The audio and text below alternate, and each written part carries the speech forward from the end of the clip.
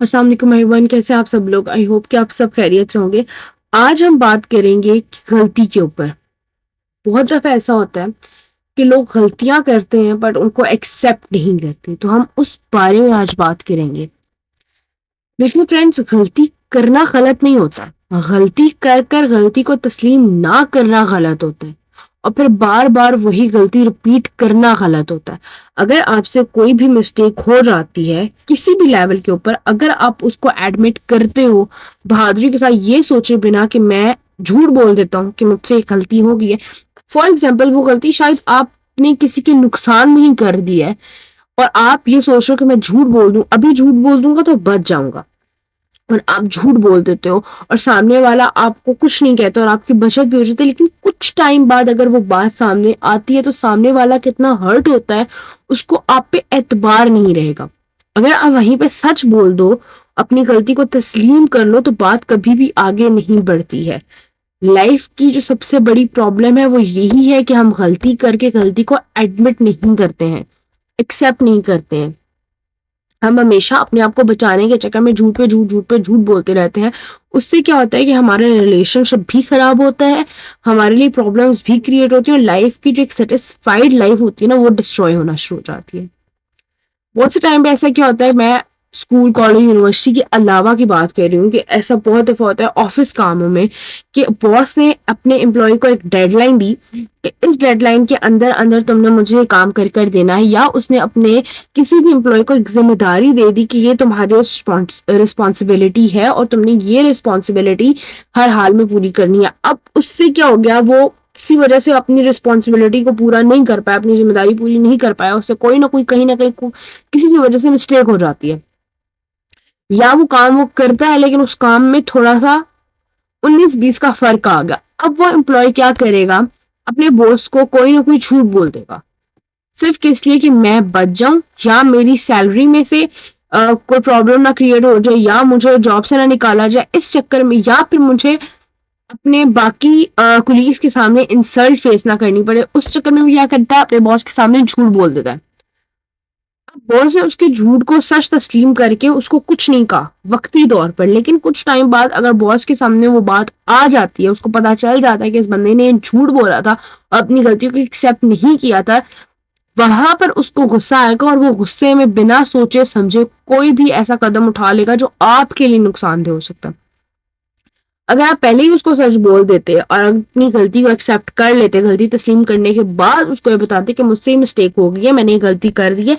لیکن میں next time یہ غلطی نہیں کروں گا یا کروں گی، تو اس وقت اس کو وہ غصہ آیا بھی ہوگا نا، تو یہ سوچے گا کہ نہیں، یہ شخص ایماندار تھا، اس نے اپنی غلطی کو تسلیم کیا، اس نے بولا کہ اس سے یہ مسٹیک ہوئی ہے، اس نے مجھ سے جھوٹ نہیں بولا، تو آپ کا نقصان ہونے سے بچ سکتا ہے، آپ کو نقصان کم ہو سکتا ہے۔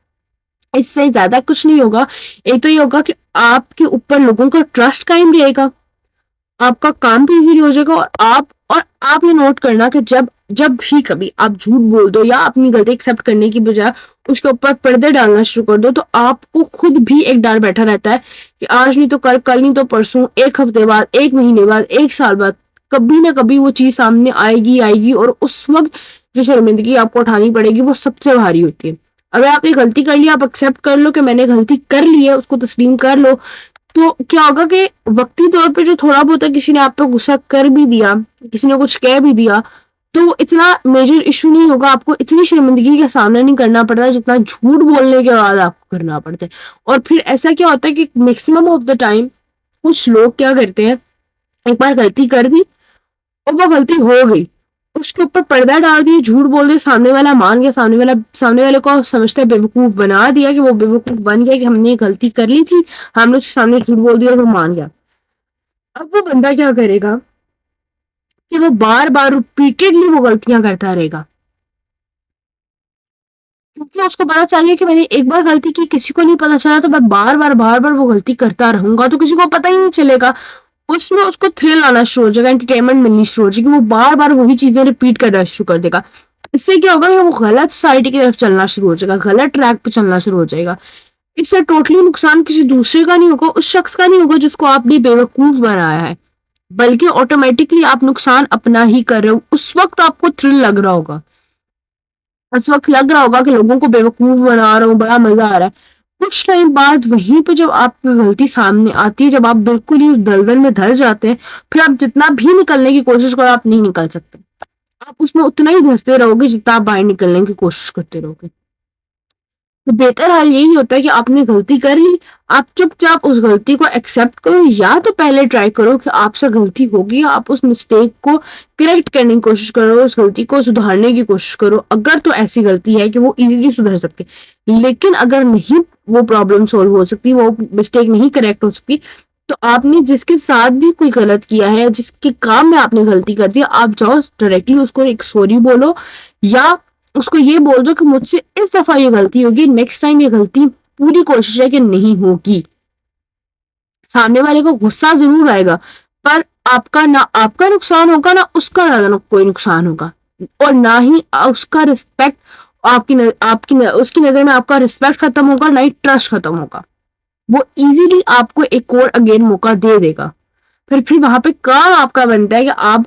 गलती को एक्सेप्ट करो, दोबारा वो गलती ना करो। आई होप कि आपको ये वीडियो अच्छी लगी होगी। अगर आपको ये वीडियो अच्छी लगी तो मेरी वीडियो को लाइक करें, चैनल को अपने दोस्तों के साथ शेयर करें और चैनल को सब्सक्राइब करें। Thank you.